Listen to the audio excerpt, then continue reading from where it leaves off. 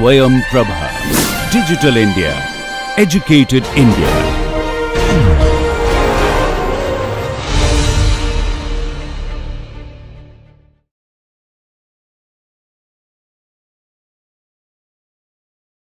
இந்த காஞ்சிபுரம் ஏகாம்பரேஸ்வரர் கோயிலுக்கு நம்மெல்லாம் சென்று வந்தோம். அங்கே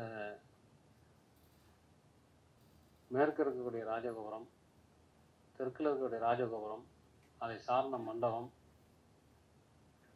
மேற்கு பகுதி பின்பகுதியில் இருக்கக்கூடிய பத்தி மண்டபம், 2 சன்னதிகள், இதெல்லாம் கீழங்கம் அடைஞ்சு ஒரு சில பகுதிகள் மட்டும் பழுது பார்த்து ரெனோவேட் பண்ணிட்டு இருந்தாங்க. அது என்ன காரணத்தாக அந்த மாதிரி மாறி போச்சுன்னு பார்க்கறதுக்காக நம்ம அங்கே ஒரு விசிட் போனோம். அங்கே போயிட்டு அந்த காளி கோயில், துர்க்கையம்மன் கோயிலுடைய அளவெடுத்தோம், நடராஜர் கோயிலுடைய அளவெடுத்தோம். அப்புறம் ராஜகோபுரத்தினுடைய மேற்கு ராஜகோபுரத்தின் கீழ்ப்பகுதியில் சென்று பார்த்தோம். அந்த ஒரு பக்கம் விரிசலை விட்டு தனியாக விலகி வர சூழ்நிலை இருந்தது. பத்தி மண்டபமும் விழுந்து திரும்பி அதை செட்டிங் புதுசாக பண்ணியிருக்காங்க, திரும்பி பிடிச்சிட்டு அடிக்கிருக்காங்க. அந்த கோயிலுக்கு போயிட்டு வந்ததில் என்ன விதமான உங்களுடைய அனுபவங்கள், நான் இங்கே சொன்ன விஷயங்களில் இந்த வகுப்புகளில் நடந்த செய்திகளை வச்சு அதை நீங்கள் என்னவா முடிவு பண்ணியிருக்கீங்க? உங்களுக்கு தோன்றின விஷயங்கள் என்ன? ஒரு துர்க்கை சன்னதின்னு ஒன்று பார்த்தோம். இல்லை, நீங்கள் ஒன்று இல்லைன்னா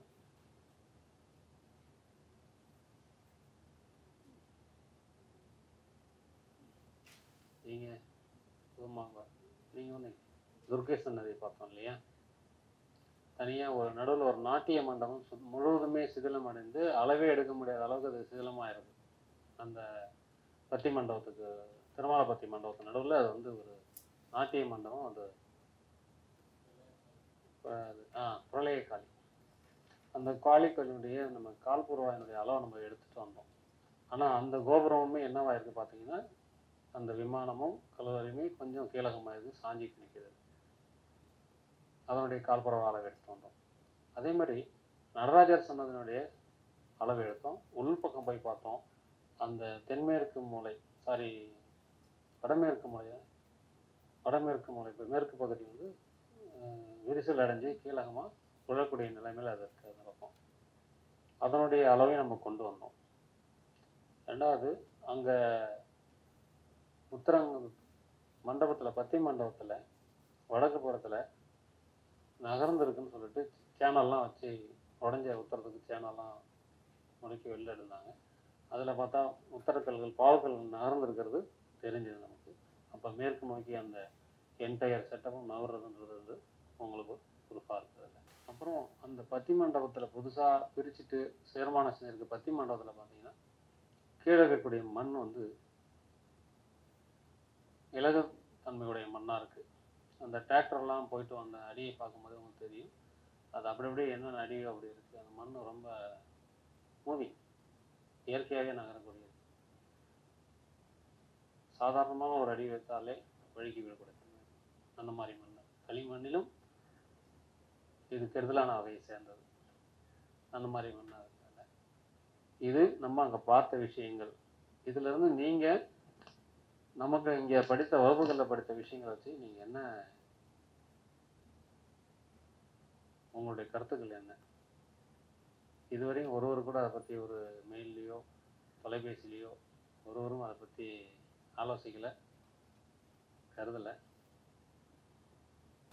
இது கற்பகம் மேம் என்ன, நீங்களும் ஒன்றும் அதை எடுத்து பார்க்கலையா?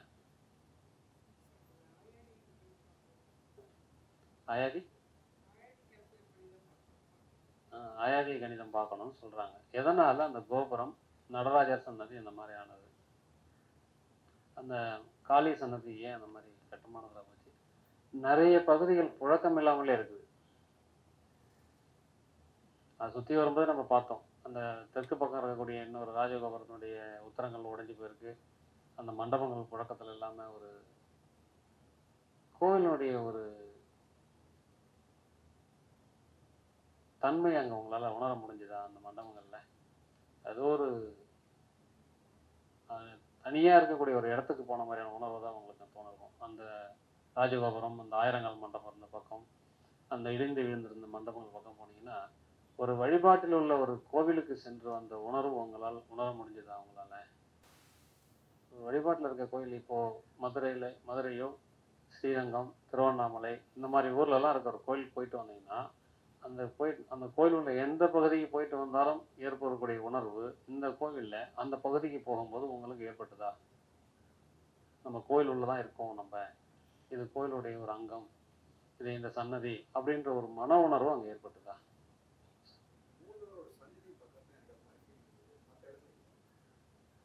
நான் கேட்குறது மற்ற எல்லா இடங்களும் தான் சேர்த்து கேட்குறேன் நான். அந்த உணர்வு உங்களுக்கு அங்கே இருக்குதுன்னு சொன்னால் அது எதுவுமே எல்லாமே நல்லா இருக்குன்னு அர்த்தம். காலப்போக்கில் பராமரிப்பு இல்லாமல் போனதுனால அது அந்த மாதிரி சிவலம் அடைஞ்சுன்னு சொல்லி ஒரு செகண்டரி தாட்டு. அது சரியான அளவுகளையோ சரியான ஆயரை கொண்டு செய்திருந்தால் அந்த நிலைமைக்கு அது போக வேண்டிய வேலை இல்லை. வரலாறு தெரிஞ்சவங்க இருந்தால் அந்த பிரளயக்காலியும் அந்த நடராஜர் சன்னதியும் எந்த நூற்றாண்டில் கட்டப்பட்டிருக்கு காஞ்சிபுரத்தில்?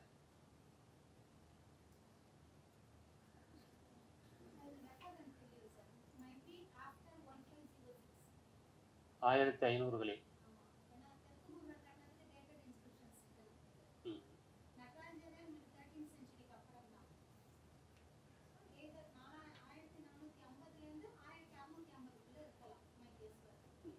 ஏறத்தாழ 350 ஆண்டுகள் அதிகபட்சமாக நம்ம நீங்கள் சொல்கிற ஒரு வரலாற்று கூற்றுப்படி இருக்கிற லொகேஷன்.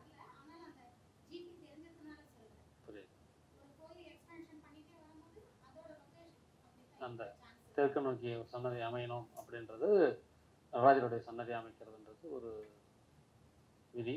அந்த விதியில் நீங்கள் சொல்கிறீங்க அதில் இருக்கலாம்.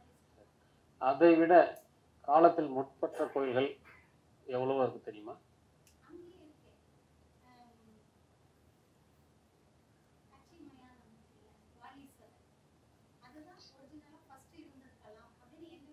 இல்லை இல்லை இல்லை, நமக்கு இது தேவையில்ல. அதை விட காலத்தால் முற்பட்ட கோயில்கள் இன்றும் நல்ல நிலைமையில் இருக்கின்றனவா இல்லையா? மிக மிக சரியான நிலைமையிலே இருக்கு இல்லையா?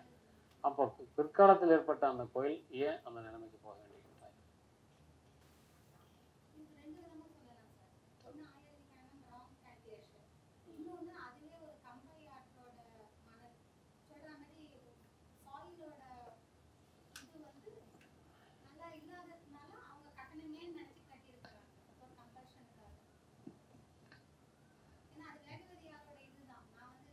நீங்கள் சொல்கிறது ஆற்றுப்படுகை சொல்கிறது சரி, ஆற்றுப்படுகையாக இருக்கலாம், எல்லாம் இருக்கலாம். அதே ஆற்றுப்படுகையில் தான் நிறைய பெரிய கோயில்கள்லாம் இருக்குது.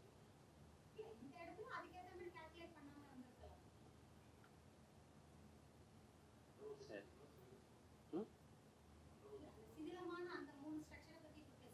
ஆமாம். அதில் இன்னொரு செய்தியும் நீங்கள் கவனிக்கணும். கருவறை பிற்காலத்தில் நகரத்தார் திருப்பணி செய்யப்பட்டதுன்ற ஒரு செய்தி உங்களுக்கு காதலாங்க வந்தது இல்லைங்களா? அப்போ அவங்க ஏற்கனவே இருந்ததை பிரிச்சுட்டு அதே அளவுக்கு அமைச்சாங்களா, இல்லை புதிய அளவு மாற்றி அமைச்சாங்களான்னு நம்ம பார்க்கணும். இல்லை இல்லை இல்லை இல்லை இல்லை இல்லை, அது அமைய வாய்ப்பு இல்லை.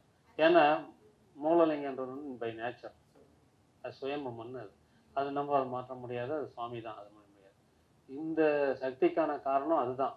நம்ம ஆயிரம் எது சொன்னாலும் இந்த அளவு எல்லா பகுதிகளும் சிதிலம் அடைஞ்சு பாழடைஞ்சு போனாலுமே இன்னமும் சேவார்த்திகள் கோவிலுக்கு போயிட்டு சாமி கும்பிட்டுட்டு வந்துட்டு இருக்காங்கன்னா அதற்கு காரணம் அது இயற்கையான ஒரு லிங்கம் அப்படின்றதுனால தான். அதனுடைய சாநியத்தில் தான் இன்னைக்கு காஞ்சிபுரத்தினுடைய அந்த செயல்பாடுகள் நடந்துட்டு இருக்கு. அதை விட்டுடுங்க. அது ஒன்றும் ஆகலை பாருங்க. நீங்கள் கருவறையே அதுக்கு தப்பாக கட்டினாலும் சரி, சரியாக கட்டினாலும் சரி, அது இருக்கிற இடம் சரியாக தான் இருக்கும். நீங்கள் கருவறை தப்பாக கட்டிட்டீங்க, விமானம் தவறாக கட்டிட்டீங்க, இது கூடாத அளவுன்றதெல்லாம் நம்ம அங்கே போகவே கூடாது. மற்ற பகுதிகள் களிமண்ணுடைய மிகப்பெரிய ஒரு எதிர்வினை என்னன்னா, தண்ணி இல்லைன்னா நகர்ந்து போயிட்டு வெடிக்கும். அதுதான் தண்ணி. ஆனால் தண்ணி இருக்குது, அது ஆனால் நகருது, வெடிக்குது, எல்லாமே செய்யுது. அப்போ இதில் எந்த விதமான செயல்பாடுகள் அந்த கோவிலை பாதித்திருக்கிறது, இதை நீங்களே ஒரு முடிவு செஞ்சிட்டிங்கன்னா, அந்த அத்தனை பேருமே அதை பற்றி யோசித்து முடிவு செஞ்சீங்கன்னா அதற்கான பதில் தீர்வு அதில் கிடைச்சி வந்தது. புரியுதுங்களா? அப்போ செய்யக்கூடாத ஆயாதி மட்டும் தவறு இருந்திருக்காது, கூடாத நாட்களில் மனைமுகூர்த்தம் செய்திருக்கலாம். புரியுதுங்களா? கூடாத நாட்களில் மனைமுகூர்த்தம் செய்திருந்தாலும் இந்த பாதிப்புகள் கிடைக்கும். இப்போ நட்சத்திரங்களுடைய பலன்கள் வந்து நான் ஒன்றே ஒன்று தான் உங்களுக்கு நான் ஒரு ஜெராக்ஸ் கொடுத்துருந்தேன். ராசிப சிற்பத்திலேருந்து எடுத்து ஸ்ரீ தத்துவ நிதியிலிருந்து பரணி நட்சத்திரத்துக்கு மட்டும்தான் உங்களுக்கு கொடுத்துருந்தேன். மற்ற நட்சத்திரங்களுடைய பலன்களை நீங்கள் இன்னும் எங்கேயுமே தேடி இருக்க மாட்டீங்க. இல்லை, மற்ற நட்சத்திர பலன்கள் தெரியல. பரணியில் வந்து என்னென்ன செய்யலாம், இது செய்யக்கூடாதுன்னு உங்களுக்கு நான் கொடுத்துருந்தேன். இப்போ அஸ்வினியில் என்ன செய்யலாம், கிருத்திகை, ரோகிணி, இந்த 27 நட்சத்திரங்களில் என்ன செய்யலான்றதை நீங்கள் எடுத்தால் தான் என்னென்ன நட்சத்திரம் உங்களுக்கு கிடைக்குதுன்றதை நம்ம பார்க்க முடியுங்க. இப்போ நம்ம இந்த பிரளயக்காலின்னு ஒன்று அளவு எடுத்தோம், குறிச்சிருக்கீங்களாங்க?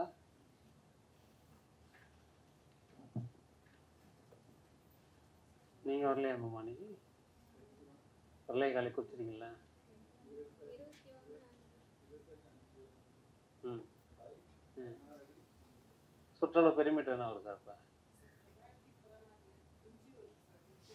916 ஆங்கில அளவு, இங்கிலீஷ் இன்ச்சஸ் இன்ட்டு 8, அதை 8ஆல் பெருக்குங்க. 8/11 666.2/11 வருதா உங்களுக்கு ஆன்சர்? அப்போ அந்த புள்ளி 2 பாதிக்கு மேலே போகலை, கீழே இருக்கிறதுனால 666 நீங்கள் ஆயாதே இருங்க.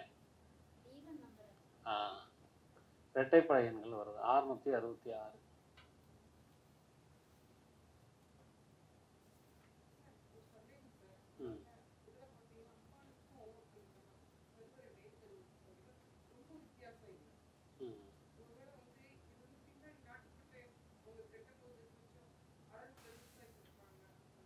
இல்லை, அது நம்ம அந்த யூகத்தின் அடிப்படையான கருத்துக்களுக்கு போக வேண்டாம். நம்ம அந்த பிரளயக்காலி எடுத்தோம் இல்லையா, அந்த பிரளயக்காலினுடைய ஆயாரி மட்டும் பாருங்க.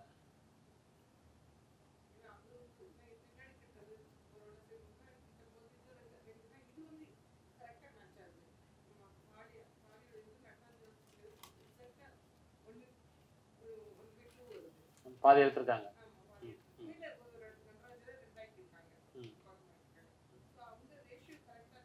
இல்லை, நடராஜருடைய அகலத்தில் பாதி வந்து பிரளயக்காலியினுடைய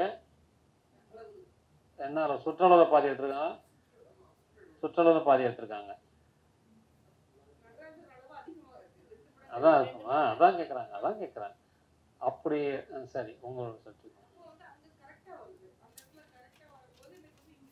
சரி. நான் என்ன கேட்குறேன், அதில் ஒரு ஐடென்டிஃபிகேஷன் வாங்க. நீங்கள் இப்போ சொல்கிறீங்க இல்லையா, நடராஜர் கோவில் முன்னாடி கட்டியிருக்காங்களா, பிரளயக்காலி முன்னாடி கட்டியிருக்காங்களா?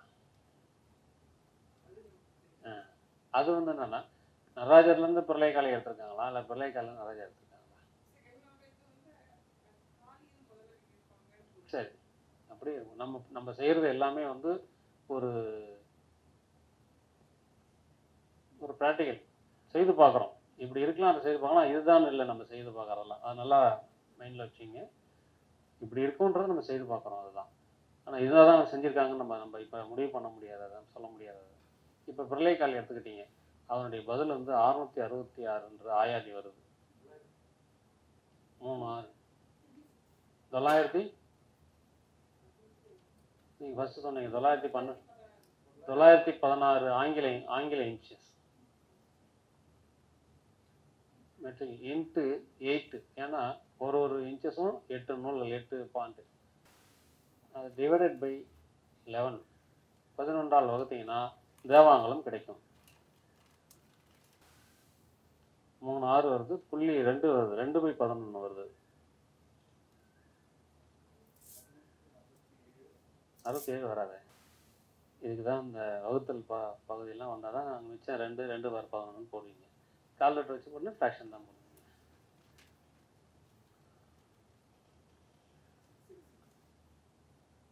0.2 ஃபார் 11. அந்த வந்த ஆன்சரை வந்து நீங்கள் 11ஆல் பெருக்குனீங்கன்னா அதில் ரிமைண்டர் வந்துடும் சார். அதில் 3000 வந்துடுது.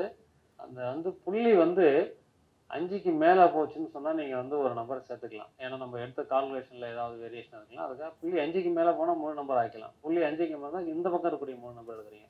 666 என்பது ஆயாதி ரைட்டு.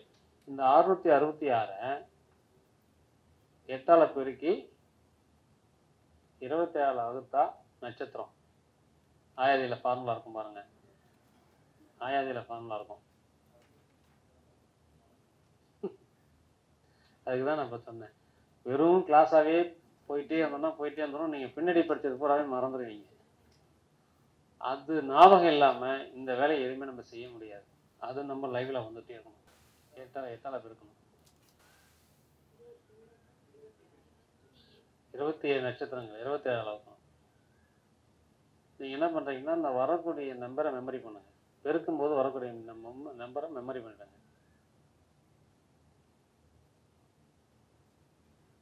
மிச்சம் திரும்பி வகுக்கும்போது வரக்கூடிய ஆன்சர் அதில் அந்த ஃப்ராக்ஷன் வச்சுட்டு வகுத்து வரக்கூடிய மீதியால் நீங்கள் அந்த 27 பெருக்குனீங்கன்னா மதிக்கடை மிச்சம் வர்றது நட்சத்திரம். புரியல? ப்ராக்டிக்கல் நாலேஜ் நிறைய மைன்ஸ் போடணும்.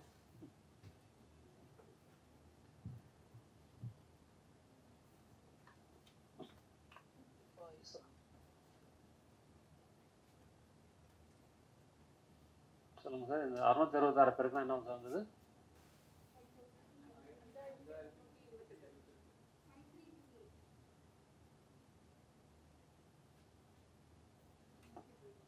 அது 197. 197 × 27 போடுது.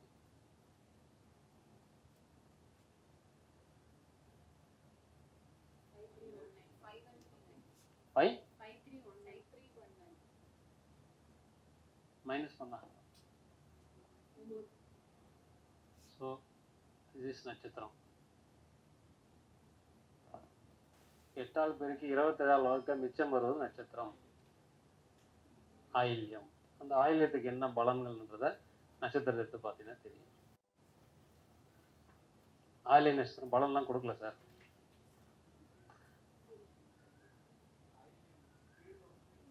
கீழே மேல் கொண்டு போகிறதில்ல. இது ஒரு பகுதி. அதாவது இன்ச்சஸாக நம்ம எடுத்து பார்க்கும்போது நம்ம அந்த ஃபார்முலா போடுறோம் இல்லையா? நம்ம முழமாக எடுத்துருக்காங்களான்னு பாருங்கள். நம்ம அடியில் எடுத்து பார்த்தோம். நம்ம எத்தனை அடி நம்ம சுற்றளவு எடுத்தோம்? நம்ம 40 21 17மா?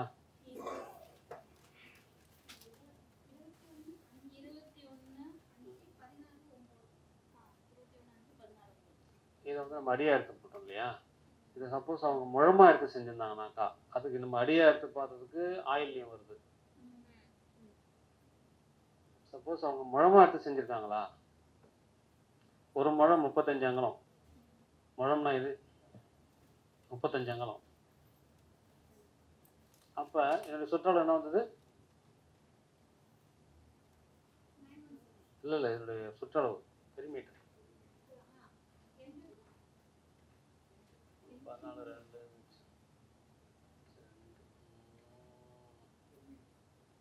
பெரிமீட்டர் 76. 76 நாளா? இது இன்ச்சஸாக மாற்றினீங்கன்னா 916 இன்ச்சு டிவைடட் பை 35 அங்குலம். ஏன்னா முழம்ன்றது 35ன்றது ஆங்கில அளவு தான் இருக்கிறது.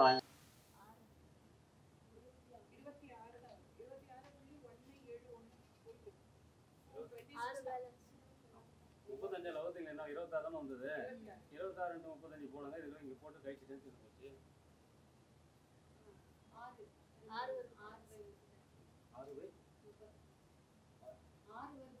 மிச்சம் 6 வருது இல்லையா? இப்போ 910 வருதா? இது 6ஆவது நட்சத்திரம் என்ன வச்சுட்டாங்க?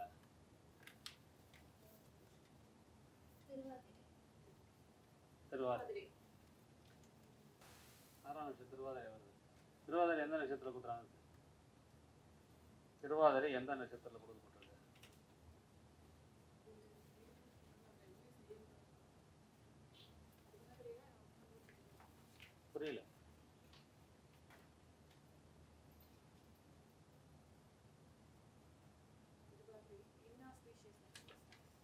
என்ன ஸ்பேஸ் கூடாத நட்சத்திரங்களோட தீவிர நட்சத்திரங்கள் ஆதிரை பரணி பாடல்ல ஆதிரை பரணி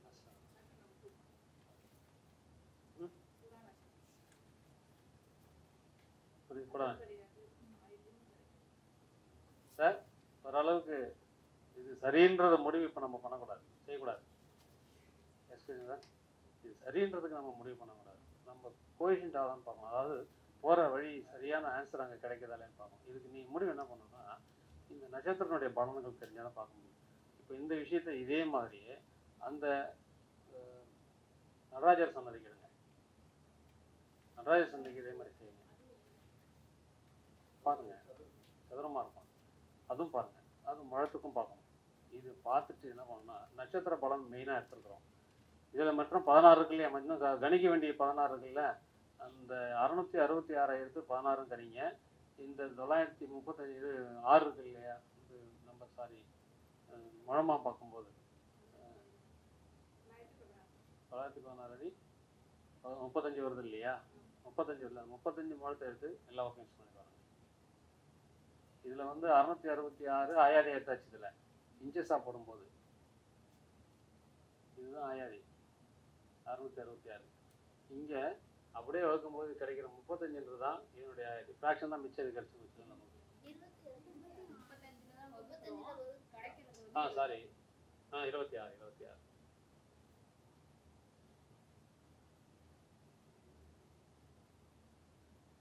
இது ரெண்டுக்கும் அந்த 16 விதமான, ஏன்னா 35 அளவு என்ன கணிதத்தையும் போட்டு 35 இன்ச்சு தான் வந்து ஒரு முழம். அதில் பாதினா என்ன இருக்கணும் 17 இன்ச்சுமா எடுத்துக்கணும். ஆனால் வந்துருக்குது ஈவனாக வந்திருக்கு. இதற்கான பலன்கள் பலாபலன்கள் என்ன நீங்கள் கால்னு சொல்லிருக்க ஃபார்முலா படி முடிச்சு சொல்லுங்க. அதில் உங்கள் பலன்கள் கிடைச்சதுன்னு சொல்ல வரேன். அந்த ஃப்ராக்ஷன் அளவு அங்கே எடுத்த பேசிக் செய்திடலாம். ஆனால் நீங்கள் நேச்சுரலாக அங்கே சில விஷயங்களை பார்த்துருக்கீங்க, அதெல்லாம் இதில் இருக்கான்னு பார்க்கணும். 3 முழம் கோயில், 5 முழம் கோயில், 6 முழம் கோயில் பார்த்தீங்கன்னா அதில் இருக்கக்கூடிய விஷயம் வரணும். உங்களுக்கு தான் அதில் 1/2 முழம் வரும். நீங்கள் அங்கே நீங்கள் கண் கூட பார்த்த விஷயங்கள் என்னென்ன அங்கே பாதிப்புகள் இருக்குது, என்ன நடந்திருக்குதுன்னு அது எழுதி வணக்கம். அது இங்கே நடக்குதாங்க எல்லாத்தையுமே அந்த மாதிரியா இருக்குமா? ரெண்டுலாம் இல்லையா சான்ஸ் இல்லையே. அதான் சரி இல்லை ஃப்ராக்ஷனில் வருதுன்னு வச்சுங்க. இந்த முழம் பண்ணும்போது ஃப்ராக்ஷனில் வருதுன்னு வச்சுங்க. ஒரு எடுத்துக்காட்டு சொல்கிறேன். 26.5னா அது 26 முழமாக எடுக்கலாம், 26.25 முழமாக எடுக்கலாம், 26.25 முழமாக எடுக்கலாம், 26.1 26.2 இந்த மாதிரிலாம் வந்தால் எடுக்கக்கூடாது. புரியுதுங்களா? ஏன்னா 35 அளவு என்ன பாருங்க, 35 இன்ச்சு தான் வந்து ஒரு முழம். அதில் பாதினா என்ன இருக்கணும் 17 இன்ச்சு இருக்கணும். புரியுதுங்களா? கால்னு சொல்ல போனாக்கா 8.5 இன்ச்சுக்கு மேலே இருந்தால் தான் காலுன்னு எடுக்கும். அந்த ஃப்ராக்ஷன் அளவு வச்சுக்கோங்க. ஏன்னா அங்கே எடுத்த பேசிக் யூனிட்டு 35 முழம். அதில் பாதி என்ன வருதுன்றது நீங்கள் ஆன்சர் பார்க்கணும். இல்லை பாதினாக்கா 3.5 முழம் கோயில், 5 முழம் கோயில், 6 முழம் கோயில், அப்போ 1/2 முழம்னாக்கா முழுசாக வரும்போது தான் அதில் 1/2 முழம் வரும். நீங்கள் வகுக்கும்போது ஃப்ராக்ஷன் வந்து 0.25, 0.5, 0.75 வந்து நீங்கள் எடுத்துக்கணும். அதை எடுத்து கணக்கு எடுத்துக்கணும். எல்லாத்தையுமே அந்த மாதிரியாக வகுக்க மாட்டேன்.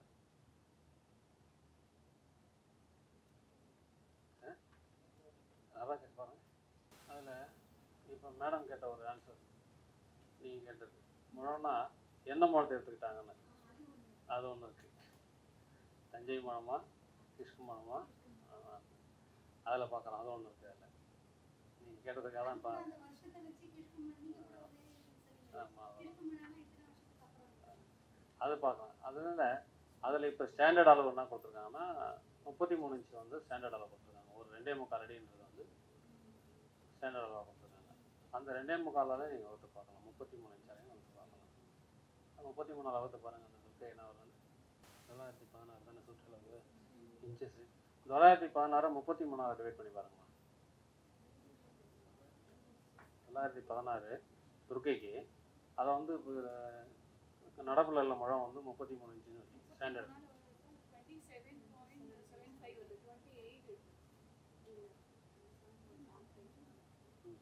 அப்போ 20, 28 மேலே போகுது இல்லையா? 28 ஆகிடும். 35, 33 சார்.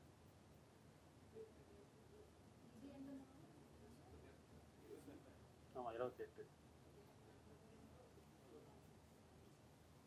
28 28 முழம் 28 முழம் கிடைக்குது. அந்த 28 இன்ட்டு 8 டிவைடட் பை வந்து 26 பேர் நட்சத்திரம் ஆயாது 28 கிடைக்குது. அந்த 28 27ஆல் வகுத்தாக்கா 26 27ஆது 27 நட்சத்திரமா 8ஆல் பெருக்குனா என்ன வருது? ஆன்சர் போடுங்க. 28ஆல் பெருக்குனா என்ன ஆன்சர் வருது?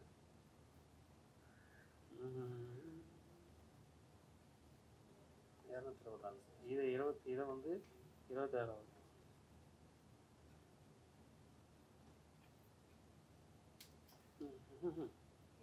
இல்லைங்க, என்ன முழு ஆன்சர் தான் கிடைச்சிருக்கு. 8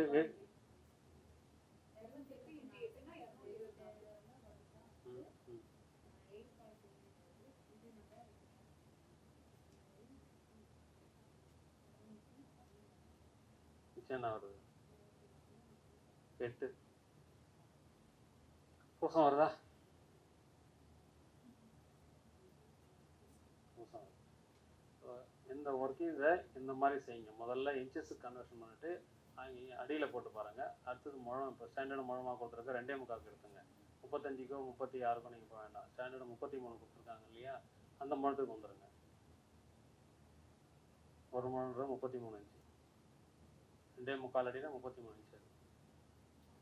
33 பண்ணிங்கன்னா முழம் கிடைக்கும். எத்தனை முழம் கிடைக்கும்? அந்த முழத்தை இன்ட்டு 8 டிவைடட் பை 27 நட்சத்திரம். இதில் அடி கிடைச்சிது, அங்கலம் கிடைச்சிது, அதனால் அதை வந்து இன்ட்டு 8 27 எடுத்தோம். முழத்தில் பார்க்கும்போது முழம் என்ன கிடைக்குதோ அதை 8ஆல் பெரிய தான், அதான் வந்து அதுக்கு ஆன்சர்.